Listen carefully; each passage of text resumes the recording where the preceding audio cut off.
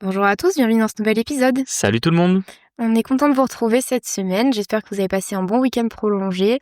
Nous, il fait pas très beau ce week-end. Ça fait un peu de bien parce on a eu la canicule, donc là au moins on est un peu au frais, donc c'est cool.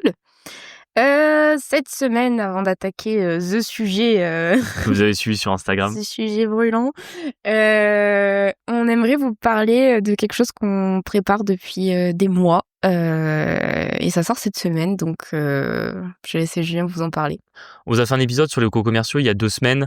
On vous l'avait dit, on a une petite surprise pour vous. Vous avez parlé d'immobilier commercial. On sait que l'habitation, ça peut refroidir. C'est compliqué de trouver de la rentabilité intéressante, surtout avec une réglementation qui n'est pas toujours en faveur du propriétaire. Vous le savez, nous, les plus grosses galères, c'est toujours passé avec de l'immobilier d'habitation. On a eu un mort, on a eu un mec en prison, on a eu de la sous-location sauvage, on a eu un appartement ravagé, on a eu des cafards dans un immeuble. Bref, on a vraiment eu pas mal de galères. Ça veut pas dire qu'on fait plus d'immobilier d'habitation, mais que, entre guillemets, on les choisit bien et que c'est aussi pour ça qu'on est parti sur l'immobilier commercial et qu'on a vraiment eu beaucoup plus d'affinité avec ce type d'investissement. Et on sait que ça peut rebuter certains à se lancer dans l'immobilier, un peu toutes les galères qu'on a pu avoir dans l'habitation. Moi, des fois, j'ai des amis, ils voient ce qu'on fait et ils me disent « Ah non, mais moi, jamais j'investirais dans l'immo parce que quand je vois les galères que toi, t'as eues, mais moi, je sais que je serais incapable de gérer ça. » Et vraiment, nous, avec les locaux commerciaux, je dis pas que forcément, c'est le paradis sur Terre et que vous aurez jamais de problème, mais on a quand même eu des problèmes qui étaient moins graves, plus faciles à gérer, tout simplement parce que déjà le bail commercial est mieux fait que le bail d'habitation en termes d'équilibre entre le propriétaire et le locataire. C'est assez peu mis en avant par les autres créateurs, hein, Je pense que finalement. les autres n'en font pas, en fait, tout simplement. À mon avis, ça fait un peu peur aux autres, alors que pourtant, nous, on a nos meilleures rentas dessus, hein. Et vraiment, en termes de gestion, c'est Ouais, là, incroyable, quoi. C'est c'est incroyable. moins. En tout cas, on est vachement plus proche de l'immobilier passif sur le Ouais, pour local le coup, ouais, commercial tu que raison, ouais. sur l'habitation. Et au final, plus ça avance, plus on se rend compte que c'est possible de faire des meilleures rentabilités nettes en locaux commerciaux plutôt qu'en habitation. Et en fait, on aimerait vous en parler plus, mais des fois, au niveau du podcast, on est limité. En fait, on peut pas non plus rentrer dans des sujets trop techniques, sinon, on sortirait un peu de ce qu'est l'âme du podcast, qui en soit du divertissement. Je veux dire, on peut pas non plus vous faire des trucs en mode cours de droit sur le bail commercial. On aurait la moitié des auditeurs qui partiraient, ça serait normal. Mais pour ceux que ça intéresse et qui veulent vraiment plus creuser le sujet, en fait, on a beaucoup travaillé ces derniers mois pour vous proposer la meilleure formation en fait sur le sujet, issue de notre expérience, de ce qu'on sait faire aujourd'hui, de notre parcours, de notre formation en droit là-dessus, pour vous permettre aujourd'hui d'investir à plus de 10% de rentabilité en locaux commerciaux et en moins de 6 mois, de faire en fait des opérations comme nous on a fait ces dernières années et de vous permettre de vous créer petit à petit votre parc là-dessus. Du coup, on vous propose cette semaine, là, ça sort aujourd'hui en même temps que vous écoutez ce podcast, une masterclass sur le sujet afin de vous donner les clés de compréhension de l'investissement en locaux commerciaux et vous motiver à passer à l'action pour que vous commenciez enfin à investir pour ceux qui étaient justement limités par rapport à l'habitation, ou même si vous souhaitiez vous diversifier sur les locaux commerciaux et que vous disiez non mais c'est trop compliqué pour moi, il y a plein de choses que je ne maîtrise pas. On a préparé, on a creusé le sujet, on a tout retourné pour qu'au moins vous ayez tout ce que vous aurez besoin pour passer à l'action. Et vraiment, la formation, elle est ultra complète. En fait, je pense que c'est tout ce qu'on sait, tout ce qu'on a appris en 7 ans là-dessus. Vous avez...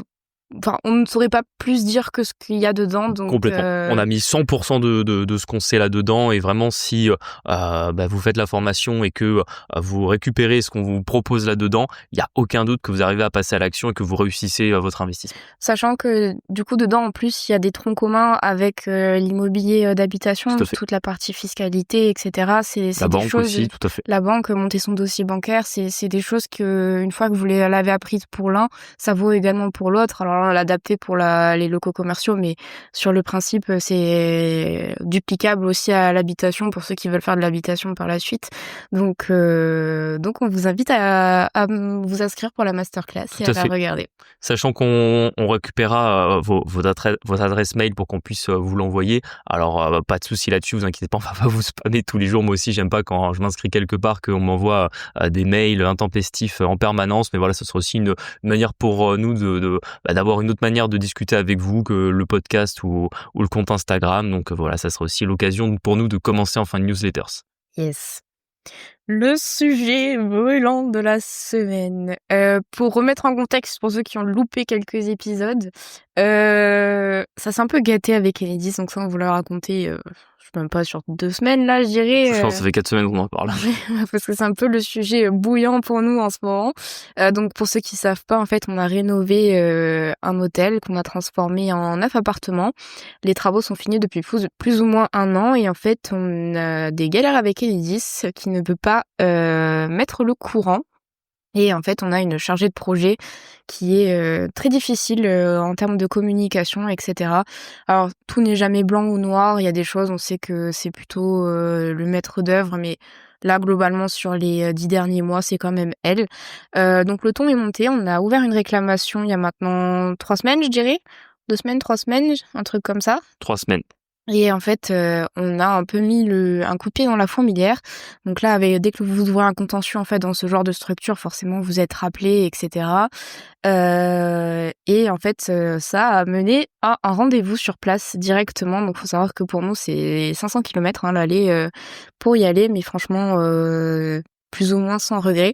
Donc Julien va un peu vous raconter comment ça s'est passé. Comment c'est passé, ouais. Déjà, bon, t'as résumé un petit peu où on en était, donc forcément, nous, on y allait, je crois qu'on avait marqué Guerre et Kennedy, je crois, dans le dernier épisode, et nous, c'est clairement comme ça qu'on le voyait, et du coup, en faisant justement du bruit par le biais du service des contentieux, on a obtenu enfin ce qu'on voulait depuis longtemps, c'est-à-dire un rendez-vous sur place avec notre chargé de projet Enedis, son responsable, et également leur conducteur de travaux, c'est-à-dire, faut savoir que chez Enedis, moi, nous, on a un chargé de projet, mais qui va pas, on va dire, remettre les mains dans la terre pour faire le passage des gaines, mais du coup, tout simplement, le conducteur des travaux, qui est celui qui gère les équipes techniques qui viennent poser les gaines et les câbles, justement. Je précise que Yael, ce chargé de travaux-là, est le responsable de notre chargé de projet parce que Julien a envoyé un mail un peu vénère il y a 3 semaines que visiblement tout le monde a super mal pris. Donc ils étaient un peu en mode on va faire les cow-boys et on va se rencontrer. Donc juste, c'était une petite parenthèse, mais c'est pour ça qu'il y avait tout ce monde-là en fait. Tout à fait. Et tu peux peut-être raconter un peu comment t'as préparé le rendez-vous Ouais, moi j'avais préparé le rendez-vous. Alors à la base, on avait même prévu qu'on faire passer un huissier l'après-midi parce qu'on s'était dit si ça se passe mal, on fera constater les travaux qu'on a fait par huissier pour justement continuer entre guillemets à leur mettre la pression pour qu'on puisse avancer. J'avais fait venir un électricien tiers, donc par un contact que j'ai à l'endroit, enfin dans la ville où on a nos logements. J'avais demandé à un électricien qui a l'habitude de travailler avec Enedis de venir pour avoir un avis neutre et essayer quand même d'apaiser les choses parce que j'étais pas non plus venu pour entre guillemets en découdre, mais surtout pour essayer de faire avancer les choses. Après, si ça avait chauffé, forcément j'aurais répondu, mais c'était pas le but non plus. On avait notre maître d'œuvre qui suit notre chantier depuis le début, qui était présent aussi. Donc voilà, il y avait quasiment 10 personnes sur place. L'état d'esprit un petit peu avant d'y aller, c'est surtout qu'en fait, eux, ils nous ont menacé ils ont repris contact avec nous parce qu'on n'avait plus de contact avec ils nous répondaient pas depuis plusieurs la chef semaines. de projet parce qu'elle voulait faire passer un huissier sur notre chantier et elle a demandé notre accord qu'on n'a bien évidemment pas donné. Donc en fait, c'est un peu tout ça qui a monté en pression. Quand on demande d'avoir des réponses, elle nous dit qu'en fait, ça serait bien qu'on change de maître d'œuvre, qui est pas compétente alors que c'est son, je sais pas combienième chantier avec Enedis. Et en fait, c'était un peu l'état d'esprit où tout était un peu monté comme un soufflet, quoi. Donc tout le monde était sous pression à balle et c'est un peu dans cet état d'esprit qu'on y allait. C'est pour ça qu'on avait prévu l'huissier, on avait prévu l'électricien sur place voilà, histoire d'avoir toutes les cartes de notre côté, quoi. Tout à fait. Nous, on était venus un peu en avance. On avait rendez-vous à 11h. On a réussi à repartir à 5h du matin de la maison pour arriver là-bas vers 10h30 et pouvoir voir l'électricien en amont, pouvoir faire un tour avec lui, du coup, de notre chantier, lui montrer un peu ce qui avait été fait pour que, voilà, lui, il ait déjà une idée quand Enedis arriverait et nous dirait ce qui ne va pas.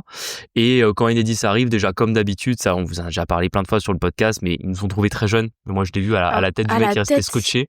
En fait, en plus, pour vous décrire un peu, moi, je m'y attendais pour la chef de projet. Moi, j'avais cherché sur LinkedIn, on voyait à quoi il ressemblait. La chef de projet, on s'y attendait vraiment, physiquement, c'était exactement ce que je m'imaginais, en plus avec une aura très porte de prison, tu vois. Ouais. Et lui, il est plutôt grand, vraiment, mais un boomer, mais originel avec, je sais pas si ça se dit ou pas, mais voilà, il était un peu, comment on peut dire, bien en chair, voilà. Vous savez, il se tient, quand il se tient, il met les poings sur ses hanches en mode bon, qu'est-ce qu'on fait, voilà. Et quand il a vu Julien, parce qu'il s'est demandé du coup, Je pense que quand il est arrivé, on était vraiment beaucoup sur le chantier. Au final, on était quasiment 10, je pense. Ouais, on était quasiment 10. Et quand il a vu Julien, il a buggé, il l'a regardé de haut en bas et il disait «Ah, mais c'est quoi? Enfin, ils ont quel âge?» Ouais, c'est Et exactement ça ça. le fait souvent, en fait, hein. Oui, bon, maintenant on commence à avoir l'habitude, mais bon, voilà, je lui ai dit bonjour, je suis resté poli et très cordial parce que je les sentais très sur la Ah défensive la et très, vache. très, très tendus quand ils sont arrivés. Après, je peux comprendre, hein, parce que forcément, moi, je leur avais fait un mail assassin et on a surtout contacté le service contentieux. Donc, je pense qu'en interne, ils ont dû se faire un peu souffler dans les bronches, mais ce qui est normal, en fait. Pourquoi est-ce qu'on a fait ça? C'est parce qu'on n'avait plus de réponse et qu'en fait, on en est là parce que ça fait un an qu'on attend et qu'on s'est montré plus patient. Par exemple, je sais pas, moi, on aurait démarré la partie Enedis il y a 2 mois, on aurait pu dire, bon, bah voilà, on se montre pas patient, ils ont des Oui, délais de voilà, traitement, ouais. etc. Un an, tout le monde nous a dit que par rapport à la difficulté de notre chantier, qui est pas spécialement très complexe, à un moment donné, il fallait quand même que ça suive, quoi. Donc ils sont arrivés, ils étaient très tendus et bon, on a passé quand même 1 heure et demie sur place avec eux. Donc on a fait le tour de ce qui allait pas. Grosso modo, pour vous les résumer, pour ceux peut-être qui maîtrisent un peu plus la partie technique, ils nous reprochaient 4 points. Le premier, c'était que visiblement la gaine qui est enterrée dans le sol n'est pas suffisante parce qu'en fait, on l'a enterrée à 45 cm de profondeur, elle doit être enterrée à 65 cm de profondeur. Ça, c'était le premier point. Le deuxième point, il nous manquait un seuil au niveau de notre colonne, donc c'est simple, un seuil béton. Bon, ça à la limite, Ça, on le c'était savait en pas plus. très grave, on le savait déjà. Et ensuite, on avait des dérivations de plusieurs appartements qui visiblement ne leur convenaient pas parce qu'il y en a une qui passait trop près de la toiture à un endroit et de l'autre côté sur 3 autres appartements ça passait dans les combles, ils estimaient que les combles étaient en trop mauvais état pour que leur gaine puisse passer dedans. Donc bref, on repassera sur vraiment l'importance et l'utilité de ces points-là. Mais en réalité, ils nous reprochaient presque d'avoir fait les choses comme ça, alors que nous, en fait, on a suivi les plans et la solution technique de base qu'ils nous ont donnée. Tu veux parler? Oui, j'allais dire, Ouais. sur la logique, en fait, d'Enedis, c'est que moi, j'avais pas tout à fait, saisi, c'est ils proposent une solution technique et en fait, ils voient après sur le chantier si ça correspond aux normes ou pas. En fait, c'est à eux de vous dire, la solution technique, c'est ça, vous l'appliquez. Ah bah ça, en fait, on préfère le revoir, ça va pas, ça rentre pas dans la norme. Il faut que vous votiez une solution et généralement, ils sont censés, à chaque problème soulevé, vous proposer des solutions et vous dites: «Moi, je veux cette solution-là», parce qu'ils peuvent pas la prendre pour vous. Bien évidemment, enfin, ça s'est jamais, passé comme ça, du coup, pour nous. On n'a jamais eu les problèmes relevés. Là, elle a jamais fait un mail en disant, voilà pour, imaginons la comment le, La gaine? ouais, elle a proposé 3 solutions, mais elle t'en avait jamais parlé avant, en fait. Oui, c'est ça, parce que bon, comme d'habitude, tu spoil Pardon, excusez-moi, un peu je trop suis vite. nulle en storytelling. Vraiment, faut pas appeler Marie quand vous voulez raconter une histoire, parce qu'en général, elle va vous donner la fin avant le début et du coup, vous suivez rien, vous La comprenez chute. pas la chute, ouais, c'est ça. Du coup, pour reprendre ça, donc là, je vous ai énuméré un peu les 4 points qui bloquaient. Grosso modo, encore une fois, c'est des choses qui sont très facilement modifiables et où ils ne nous avaient pas prévenus. C'est-à-dire qu'en fait, moi, ce que j'ai un peu reproché sur place, bon voilà, après j'ai essayé de mettre de l'eau dans mon vin et de pas être virulent, mais la problématique, c'est qu'ils nous reprochaient des choses alors qu'on a suivi ce qu'ils nous avaient demandé à la base. C'est-à-dire qu'en fait, dès le début, ils nous auront dit: «Ah non, mais en fait, vos gaines peuvent pas passer dans les combles et là, elle va passer trop près de la toiture». En fait, on l'aurait modifié il y a 6 mois. C'est ça vraiment que moi je reproche, c'est qu'en fait, le rendez-vous qu'on a eu hier matin, non, c'est pas hier, c'était avant-hier, Mercredi, ouais. avant-avant-hier, ouais, j'ai même plus quel On jour est on est. samedi, c'est mercredi, c'était Ouais. mercredi. Et en fait, ce rendez-vous-là, on aurait dû l'avoir sur le début de notre projet parce qu'en fait, il se serait déplacé au tout début Mmh. des travaux. Il nous aurait dit: «Bon, ben voilà, vous avez, on a tel besoin, tel besoin, tel besoin sur votre chantier. Il faut que vous pensiez à ça, à ça et à ça. Et à ce moment-là, en fait, on peut faire votre chantier et vous serez dans les temps». Et en fait, ils nous ont laissé suivre leur propre solution qui visiblement ne correspondait pas à ce qu'ils veulent et pour qu'à la fin, ils nous disent: «Ah non, c'est pas possible, on peut pas faire comme ça», que moi je leur dise: «Mais attendez, qu'est-ce qu'on fait?» Et que du coup, quand on s'est vu sur place mercredi, ils nous ont dit: «Bon, en fait, ce matin, on s'est penché sur votre dossier, on a trouvé des solutions». Ouais. Et moi, en fait, j'ai câblé parce que bon, j'ai câblé intérieurement parce que bon, on avait des solutions et c'était déjà pas mal.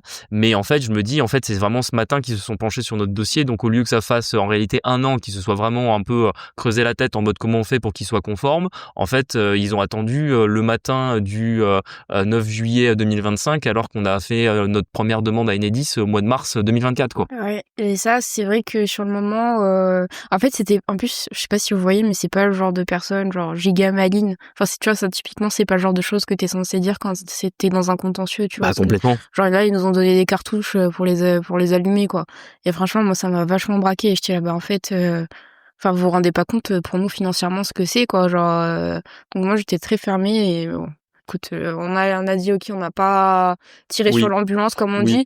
Tu l'as soulevé à chaque fois en mode: «Oui, bah, ça aurait dû être fait avant». Mais bon, après voilà, on passe une Ouais. fois que c'est dit, quoi. C'est ça. Moi, c'est-à-dire ce que je l'aurais lâché, c'était un peu la meilleure manière pour s'en sortir et un peu passer à la suite parce que nous, l'objectif, en fait, on veut pas faire un contentieux contre Enedis. Tout le monde en parle, mais bon, c'est souvent les gens qui n'ont jamais fait de procès en justice qui nous disent oui, faites un procès à Enedis. En Ouais. fait, on va partir pour 50 procès, ça va nous coûter des milliers d'euros d'avocats. Où en fait, à la fin, on n'est même pas sûr qu'un juge franc-maçon nous accorde ou pas gain de cause dans notre histoire. Mais tu Donc sais que c'est mes franchement, darons qui m'ont dit: «Ah mais Bibi, fais-le le procès». Bah, ouais, c'est j'étais ça. là: «François, tu jamais fait de procès toi?» En plus, dans chaque épisode, chaque semaine, on vous dit qu'on n'a plus confiance en la justice en France. Donc vraiment, si on peut s'en passer, on s'en passe, Ouais, quoi. c'est très long, en Donc c'est fait. pour ça que nous, notre intérêt, c'est absolument pas d'aller faire un procès à Enedis, mais tout simplement de juste avoir le courant et de pouvoir tourner la page.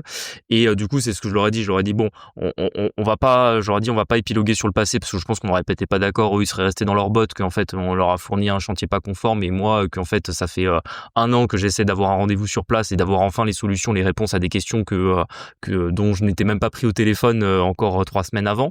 Donc bon, je suis resté là-dessus en disant on rattrapera pas le temps perdu. Maintenant, comment on fait pour sortir de là? Et en fait, ils nous ont proposé que des solutions qui étaient techniquement très simples à réaliser. Ouais, tu sais que j'étais choquée. Moi, je m'attendais quand, Ouais, moi aussi, moi je elle m'attendais à avait ce qu'ils nous fassent péter toute la baraque parce que elle visiblement ça avait l'air d'être si difficile mais qu'on c'est soit ça, conforme. elle avait parlé de monter une 2e gaine. Je sais pas si vous vous rendez compte, en fait, Non, une la deuxième colonne. 2e colonne, pardon. En fait, c'est tout le nerf de la guerre, c'est cette putain de colonne et en Ouais. fait, je me suis dit: «Putain, mais ça va reprendre 6 mois, en fait». Ouais. Et du coup, il fallait refaire une nouvelle tranchée à rue, Ouais, etc. Enfin, c'était vraiment, pas du tout les mêmes travaux. Et en fait, typiquement pour les dérivations individuelles que depuis le début, nous avait demandé de faire passer à l'intérieur, donc dans les combles du bâtiment. En fait, ils nous ont dit si vous voulez, on les fait passer en façade. Ils nous ont juste dit ça sera pas joli. on Je s'en suis là, branle, mais vraiment, on s'en branle. on s'en branle, quoi. Je veux dire, si vous voulez accrocher le cap sur la façade, mais faites-vous plaisir. Enfin, franchement, je m'en fous, tu vois. Déjà, je pense même ça aurait été notre maison où on vit.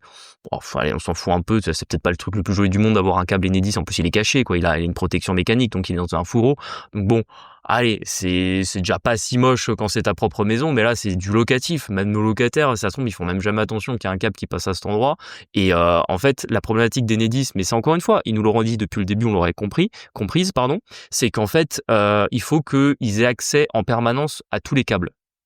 C'est-à-dire que Enedis, si jamais il y a un problème sur le réseau, je sais pas moi, un incendie, un tremblement de terre, peu importe, il faut que les techniciens d'Enedis puissent accéder aux câbles à n'importe quel endroit, sauf les câbles enterrés, bien Oui. évidemment. Mais du coup, les câbles qui passaient dans les combles, moi je pensais que ça devait passer dans les combles pour les protéger, c'est ce qu'ils nous avaient demandé dès le début, alors que eux dans les combles, ça les arrange pas parce qu'ils trouvent que nos combles sont trop abîmés et qu'entre guillemets, le technicien il a un risque de passer à travers le plafond. Mais en fait, ils m'auraient dit dès le début, oui attention, notre technicien doit passer dans le plafond, on serait peut-être posé la question soit de renforcer le plafond, soit de trouver une autre solution. Et l'autre solution qui est beaucoup plus simple, parce qu'en fait elle nous coûte 0 vu que c'est Enedis qui fait les travaux là-dessus, c'est de les faire passer en façade. Je n'arrive pas à comprendre que depuis le début ils nous aient pas demandé ça. Et c'est là aussi où c'est un petit peu, je trouve, frustrant pour nous, c'est que le 3/4 des travaux qui sont demandés, c'est eux qui les réalisent.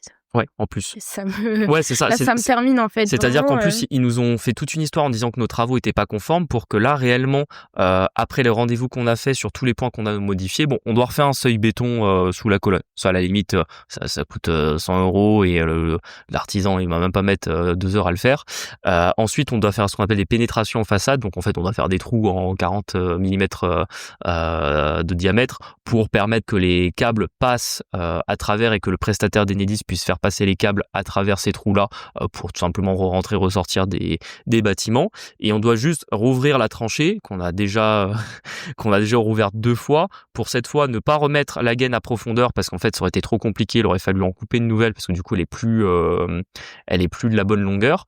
Et tout simplement c'est moi qui ai trouvé la solution parce qu'heureusement sinon je pense qu'ils te l'auraient pas proposé, sinon, il ne l'auraient hein. pas proposé, ouais, parce que celle-là, c'est moi qui l'ai trouvée. Heureusement, bon, encore une fois, merci à vous parce que quand on a demandé un peu de l'aide on a posé des questions sur un peu les normes avec Enedis, etc. On a eu beaucoup de réponses et quelqu'un à juste titre et encore une fois un grand merci à lui. Je pense qu'il se reconnaîtra s'il écoute ce podcast. M'a suggéré de tout simplement mettre des plaques pour faire une protection mécanique si la gaine n'est pas profondeur. Donc en fait, plutôt que recreuser une nouvelle tranchée, retirer une nouvelle gaine, etc., qui aurait été beaucoup plus compliqué, simplement on réouvre la tranchée, on remet des plaques en métal sur la gaine et comme ça la protège tout simplement que si jamais quelqu'un creuse un jour, il tombe pas dessus.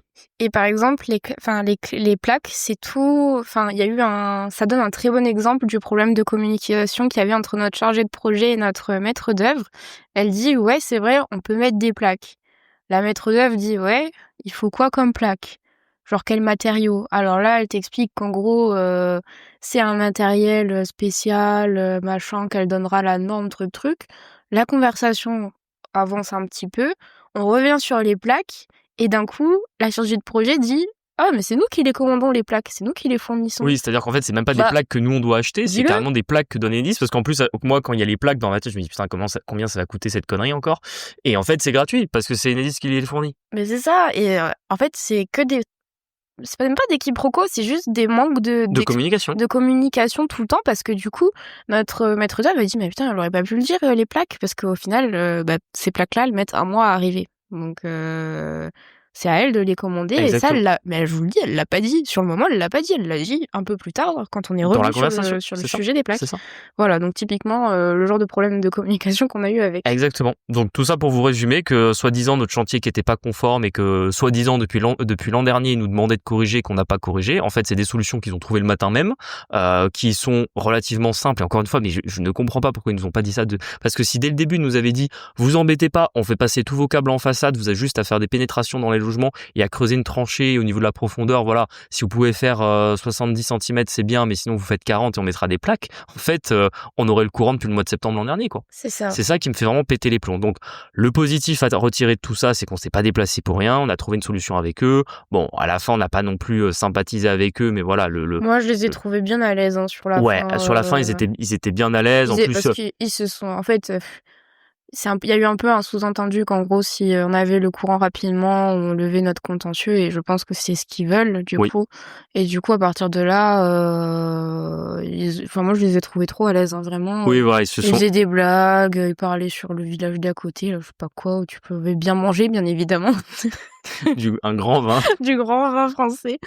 Et moi, je les ai trouvés vachement à l'aise. Même elle s'est vachement détendue. Ils nous ont rappelé un peu à quel point c'était des grands princes, parce que, par exemple, quand ils ont retiré l'ancien compteur, ça a été laissé sur notre jardin. Oui, apparemment, on a un artisan. Alors bon, vous le savez, c'était un des travaux où on a pris de la maîtrise d'ouvrage pour le faire, parce que du coup, c'était loin, qu'on pouvait pas se permettre d'être tous les jours sur le chantier. Il y a visiblement un artisan, je sais pas lequel, honnêtement, je m'en fous un peu, parce que bon, c'est sa responsabilité surtout. Mais il nous a décroché l'ancien compteur Enedis du mur. Abusé, ouais. Et du coup, ils étaient dans tous leurs états, parce que soi-disant, il y a des risques de départ de feu et qu'en fait, on n'a pas le droit de décrocher un compteur. Alors moi, je sais qu'on n'a pas le droit de décrocher un compteur. Je sais pas ce qu'a fait l'artisan. Je sais pas, c'est peut-être son alternant, j'en sais rien, qui a fait la connerie. Ce qui est sûr, c'est qu'il n'y a pas de risque de départ de feu, parce qu'en fait, il n'y a pas le courant sur ce compteur-là. Ce compteur-là n'est plus raccordé. Ouais. Justement, c'était une des problématiques qu'on avait, c'est qu'on n'avait plus du tout de courant sur le chantier, parce que même l'ancien compteur avait été débranché, parce qu'à mon avis, le bâtiment était tellement à l'abandon. Et je pense qu'il doit y avoir je pense qu'à Enedis, quand il y a comme ça des bâtiments considérés comme à l'abandon, je pense que, je sais pas si tu n'actives pas de faudrait regarder, mais je pense que si tu n'actives pas de compteur sous plusieurs années, au bout d'un moment, il le désactive, et je pense que là, ça faisait plus de 20 ans qu'il y avait plus de courant dans cette maison. Donc, c'est pour ça que voilà, l'artisan, il a pensé bien faire en décrochant le compteur, mais eux étaient dans tous leurs états, parce que visiblement, c'est une infraction au code de l'énergie. Donc, en soi, ils auraient pu faire passer un énième fonctionnaire pour nous mettre une amende pour cette histoire-là, et qu'ils étaient grands princes de pas le faire. Oui, c'est ça. Ils ont rappelé 2-3 arguments un peu de merde comme ça. Et que s'il y avait un départ de feu, je dirais 30 ans en prison. C'était ça qui Oui, c'était un peu ça. Donc, on était là, oui, ok, boomer, vient se passer, genre, donne-nous nos dates, et voilà. Donc, alors, on s'emballe pas. Ouais, enfin, moi, chaque fois que j'ai raconté, du coup, comment ça s'est passé, ce rendez-vous, tout le monde dit, ah bah, c'est génial et tout. Moi, je m'emballe pas trop, quand même, on les connaît. Ce qui est sûr, c'est que, du coup, on a eu, enfin, c'est Grand Prince, elle nous a fait un mail, de compte rendu de réunion avec toutes les solutions qu'elle nous proposait. On devait lui répondre par mail les solutions sur lesquelles les solutions qu'on choisissait. Et après, elle nous a renvoyé un mail avec toutes les dates d'intervention, ce qui, du coup, sur lesquelles il s'est engagé. Et du coup, bon, en théorie, on devrait avoir le courant pour fin août. Le 26 août. Voilà, sachant qu'on a déjà des locataires qui sont censés entrer début août. La seule bonne nouvelle, c'est que les logements étant quand même relativement sympas, je pense que vous les avez vus sur Instagram, on trouve facilement des locataires, donc l'agence avance bien sur ce terrain-là. Donc on devrait avoir des premiers locataires pour fin août, au moment où il y a le courant. Et alors que ça fait des mois et des mois que vraiment, elle met en général 15 jours à me répondre par mail, là, bizarrement, j'ai 3 mails par jour. Ouais. Mais au moins, on a toutes nos dates. Donc là, on sait quand On a été rappelé par je sais pas qui aussi, là. On a été rappelé par le service technique qui, du coup, va venir retirer l'ancien branchement, qui m'a prévenu que, du coup, les équipes venaient pour faire la mise en service début du mois d'août pour que les compteurs puissent être ouverts à partir du 26. Donc, voilà, ça y est. Enfin, toutes les réponses que j'ai sur toutes les dates que je demandais et toutes les étapes, parce que ça aussi, c'est un des problèmes chez Enedis, c'est qu'en plus d'être une société où, visiblement, les équipes sur lesquelles on est tombé ne communiquent pas, en fait, il y a énormément de services qui interviennent. Ouais. Et par exemple, en fait, au mois de juin, quand elle nous avait dit qu'on allait être mis en service et qu'on ne l'a pas été, je pensais que c'était elle qui avait changé d'avis au dernier moment, alors qu'en fait, c'était un énième autre service qui vient la contrôler, enfin contrôler ce que elle valide. Donc en gros, par exemple, les gaines dans les combles, elle nous l'avait validé, et en fait un autre service l'a invalidé. Donc en fait, le problème, c'est que moi je ne le sais pas ça. Donc quand elle m'envoie, finalement vos gaines passent dans les combles, c'est pas bon. Forcément que c'est là où j'ai envoyé mon mail assassin, parce que elle me l'avait validé. Mais elle m'aurait dit, écoutez, en fait on est contrôlé, mais elle m'aurait dit ça, je sais pas moi, il y a 6 mois, elle m'aurait dit attention, il y a 6 mois, moi je vous valide des choses, mais voilà, au dernier moment on peut encore être contrôlé. Il y a des fois des choses qu'il faut modifier. On aurait fait les choses différemment depuis le début. Donc c'est vraiment quelque chose d'autre que j'ai vraiment à leur mettre à leur dépense, c'est leur manque de communication et le nombre d'interlocuteurs et de services sur lesquels tu te penches. Parce que je pense que depuis le début de notre projet chez Enedis, je pense qu'on doit être à 10 personnes différentes. Et même eux l'ont reconnu, en fait, que il y a trop de services. Il y a trop de services, et même pour eux, c'est difficilement gérable, que normalement, Enedis est censé faire un truc au niveau de pour simplifier un peu tout ça, mais bon, je sais pas combien ça emploie, Enedis en tout. Ouais. Enfin bon.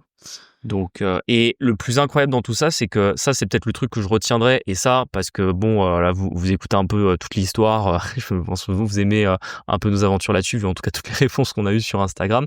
Mais si vous devez un peu retenir un jour un conseil que vous avez sur vos projets, c'est qu'en fait, ne suivez pas et c'est vraiment le directeur du service qui était là qui nous l'a dit, du coup, ne suivez pas le mode opératoire conseillé par Enedis quand vous avez un projet.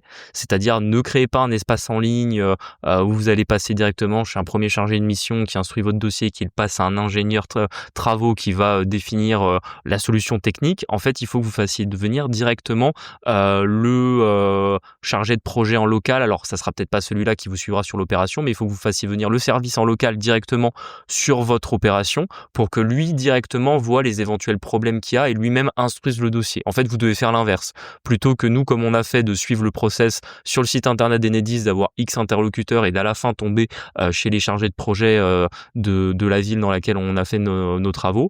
En fait, il faut les contacter et c'est eux qui vont faire le dossier en sens inverse. Et c'est comme ça qu'apparemment on perd pas de temps et qu'on arrive à être conforme plus facilement. Je peux que le valider parce que quand on a suivi cette procédure-là il y a plus d'un an maintenant, même un an et demi, en fait on a eu un double dossier chez eux. Ouais. Et du coup on a perdu 2 mois à l'époque. Ouais, 2 ou 3 mois. Ça vous en peut-être pour ceux qui sont les plus anciens sur le podcast, vous en souvenez, déjà à l'époque on avait râlé là-dessus, décidément on aura vraiment eu malchance du début à la fin, et c'est comme ça que 14 mois après on n'a toujours pas fini, quoi. C'est ça. Donc voilà, écoutez, on vous donnera des nouvelles sur nos avancées. Du mois d'août, je pense. Ouais, on espère que ça va avancer, que tout le monde va arriver à se coordonner. Nous, on a fait notre part normalement. Là, moi, je secoue les entreprises parce que ce qui serait le pire, c'est qu'on ait un de nos artisans qui parte en vacances et qui fasse pas ce qu'il faut à la bonne date. Mais là, je vais pas les lâcher. Honnêtement, je pense que je vais les appeler tous les jours. Donc, il n'y a jamais affaire à Julien votre vie. Moi, j'ai l'harcèlement gentil, je vous l'ai déjà dit. C'est-à-dire que j'appelle gentiment, j'en suis jamais désagréable ou pas, mais du coup, dès que vous me prenez au téléphone, en fait, je vous appelle tous les jours, quoi. Et moins vous me répondez, plus j'appelle. Ouais, exactement. Est-ce qu'on peut finir vite fait avec des questions d'abonnés? C'est les questions de la semaine dernière qu'on n'a pas eu le temps de faire. C'est ça.